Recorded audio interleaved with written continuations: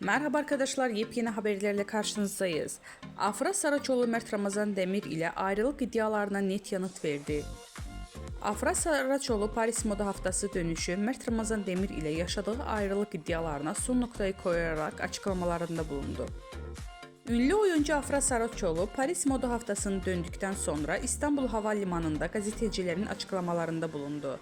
Son dönemde adı Mert Ramazan Demir ile yaşadığı ilişki hakkında çıkan ayrılık dedikoduları ile gündeme gelen Saraçoğlu bu iddialara açıklık getirdi. Saraçoğlu yeni projede olan Abi dizisinde başrollerini paylaşacağı Kenan İmirzalıoğlu ile arasındaki yaş farkı hakkında sorulara da yanıt verdi. Genç oyuncu yaş farkının ilişkiye engel olmayacağını vurguladı. Demek sevildi ki bu kadar konuşuldu. Yaş farkının bir problem olacağını düşünmüyorum dedi. Gazetecilerin özel hayatı ile ilgili sorularına da açıklık veren Afra Saraçoğlu, Mert Ramazan Demir ile olan ilişkisini sonra erdiğini şu sözlerle doğruladı. Artık bitti gitti. Bu açıklamasıyla ayrılık iddialarına son noktayı koyan